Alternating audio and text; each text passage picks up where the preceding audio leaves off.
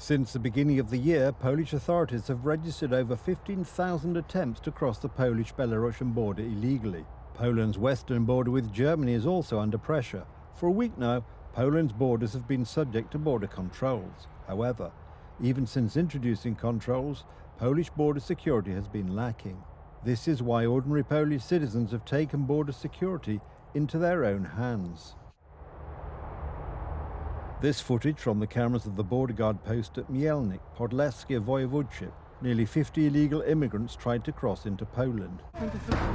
And this is a recording from Podlasie Military Task Force. The officers had to face a direct physical attack by illegal immigrants. Unfortunately, such situations are an everyday occurrence for Polish border guards. However, instead of supporting the soldiers and the border guard, Donald Tusk's government is trying to hold them criminally responsible.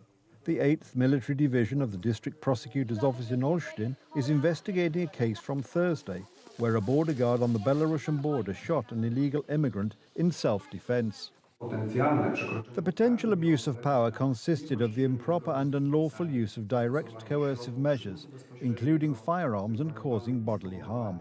A criminal investigation into the possible abuse of authority by a soldier who acted in self-defense against an aggressive illegal immigrant trying to storm the border.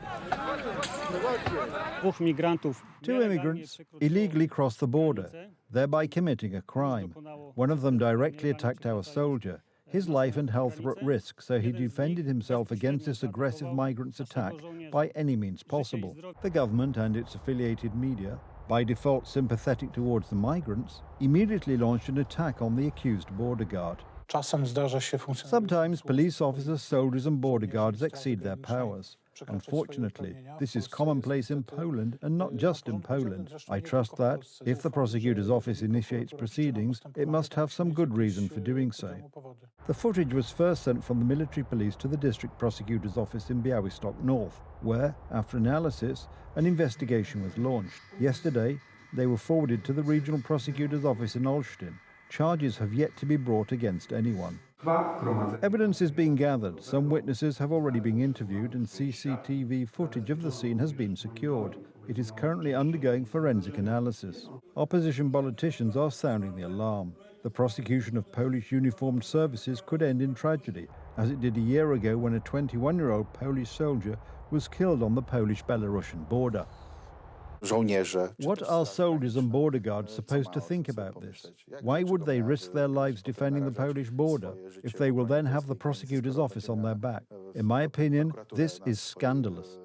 The phrase anarcho-tyranny describes a system of government that fails to enforce laws to protect public safety, while at the same time leveraging oppressive state power against generally law-abiding citizens, in effect creating a criminal underclass that terrorizes productive citizens, all as a way to punish non-compliance while maintaining plausible deniability. While the state seems frighteningly efficient at punishing innocent citizens, it seems unable to perform certain basic duties, like, for example, keeping track of how many people cross the border. In 2023, Germany returned 968 people to Poland. A year later, 688, and by June this year, there were 314 such people. German data tell a completely different story.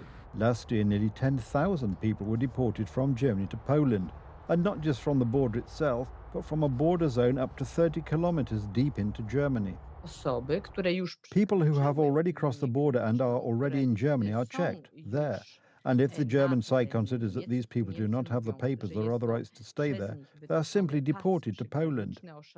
Jacek Dobrynski, spokesperson for the Ministry of Internal Affairs and Administration, also said that over 50% of people returned to Poland from Germany are either Ukrainians or Belarusians. Over 50% are citizens of Ukraine. There are Ukrainians and Belarusians. And as these people do not have the right to enter Germany, they are turned back at the border. These are data taken from the first half of last year, because that's how it used to be.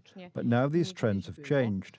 Even German data portray a 40 to 60% ratio, and that's 60% of people from other parts of the world than Ukraine. Citizens from the border defense movement are working day and night on the border with Germany because the government either cannot or refuses to deal with Germany's transfer of illegal immigrants to Poland, despite the nominal introduction of mandatory border controls at the crossings with Lithuania and Germany. The safety of all Poland lies in the hands of this government, led by Prime Minister Donald Tusk.